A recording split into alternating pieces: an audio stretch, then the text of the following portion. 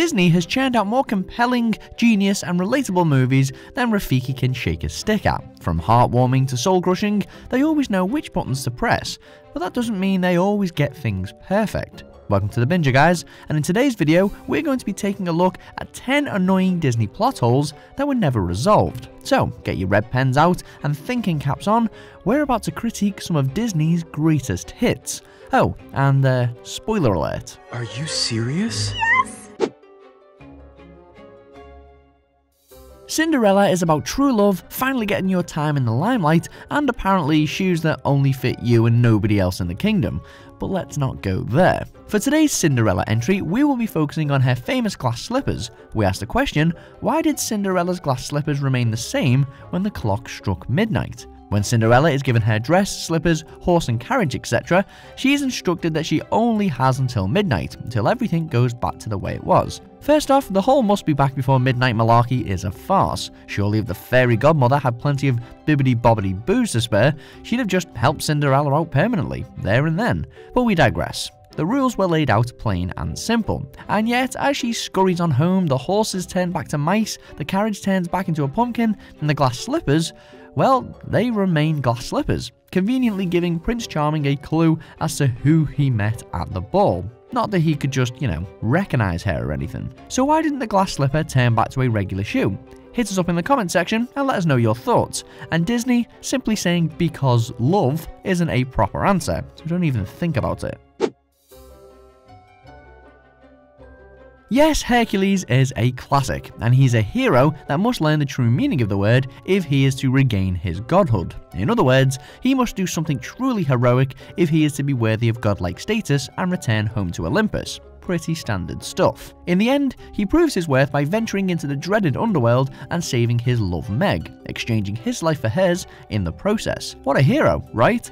Well, yes, but what about all the heroic acts Hercules does beforehand? I mean, he saves thousands of lives. He defeats the Hydra, he takes down the Cyclops, the latter of which he does without his superhuman strength. And all Zeus has to say is, he's not a true hero for doing those things. Like, what gives? Saving your girlfriend makes you more of a hero than saving thousands of lives? I mean, of course, it's great, but so is taking down a colossal giant with a torch and a rope.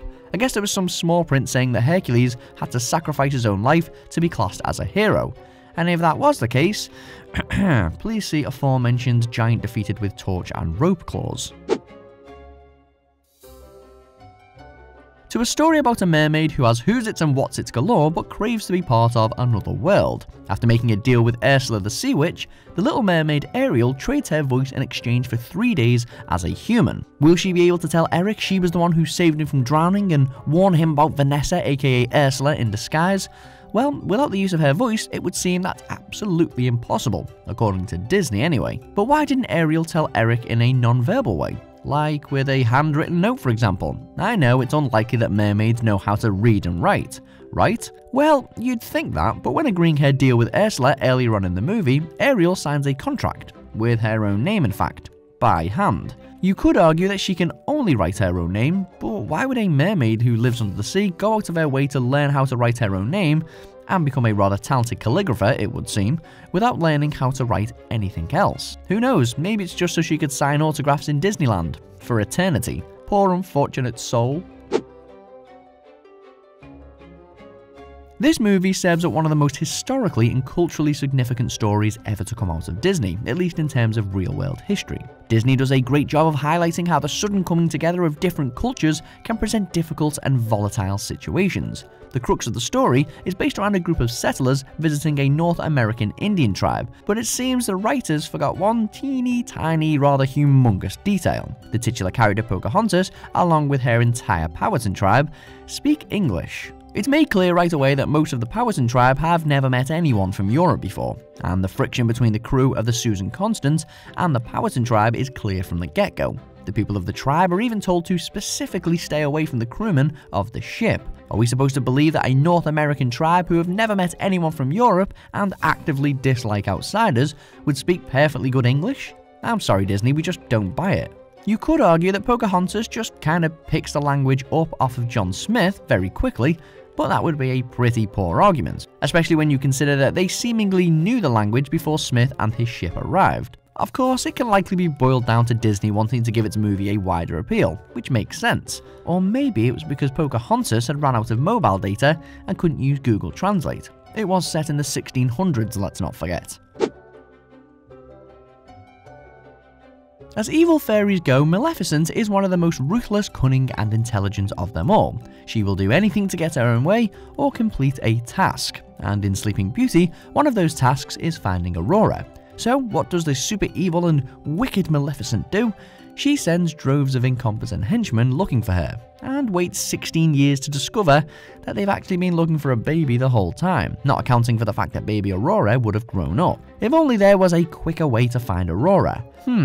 Oh yeah, Maleficent could also send her Raven Diablo, which she does, and he finds Aurora straight away. Knowing that her minions are a little dim, why did Maleficent put all her faith in them? For 16 years, knowing that finding Aurora was of the utmost importance, and that she had the very capable Diablo by her side. I mean, duh. Having an all-powerful genie in your film is a lot like meddling in time travel. No matter what you do to cover all bases, someone is going to poke holes in the plot. And that someone is us. Aladdin has a number of plot holes, but we wanted to focus on Aladdin's transformation into Prince Ali Ababa, which he requests as his first wish with the lamp. With his new title of prince, he is eligible to marry Jasmine, but Aladdin worries that she may find out he's not a prince and it will all be over. But hang on a second, is that to say that he's not technically a prince, even though he just wished for it? Like there's no proof, paperwork, detailed made-up heritage? If not, then what did the wish actually do? If Aladdin's apprehension is anything to go by, all the genie did was give him some swanky new clothes and arrange a parade. So less magical mythical being and more event organizer, right? Well, at least his disguise somehow manages to throw Jasmine off the scent, because for some reason she doesn't recognize him. Yeah, moving on. No, we're not going to moan about why nobody knows that the massive nearby castle exists, although we kinda just did. Instead, we're focusing on the story's timeline. So we know that a prince was cursed by an enchantress for not giving her shelter, and she turned him into a beast and his servants into household objects to teach him a lesson. The beast is told that he will stay that way forever unless he finds love before the last petal falls off of a magical rose on his 21st birthday. Skip ahead 10 years where we meet Belle. Whoa, hang on a second. Skip ahead 10 years? Disney, are you trying to tell us that the Beast was an 11-year-old prince when he was cursed for not letting a beggar into his house? Come on, that's a bit harsh, isn't it? Haven't we all been immature and inconsiderate at that age at some point?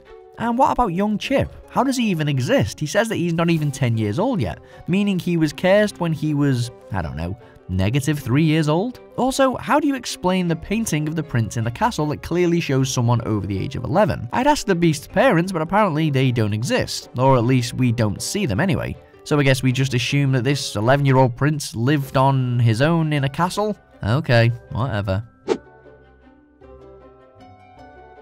This one is a classic case of the writers forgetting dramatic irony is at play. So we eventually find out that Hans is the real bad guy in Frozen, but before then, we believe him to be a charming, caring love interest of Anna's. But even after we find out he's a baddie, the people of Arendelle never do. Even so, when Anna returns and socks Hans right in the face, the people of Arendelle cheer. Not only did they not know he had betrayed the royal family, but pretty much the only knowledge of Hans they have is him giving them blankets to stay warm and food to keep them alive. I mean, to them, the guy's a saint. So why do they cheer when he's punched in the face and totally embarrassed in public? Also, it would seem that they have totally forgotten what Elsa did to them and their home as well. Do you guys not remember? Eternal winter, sub-zero temperatures?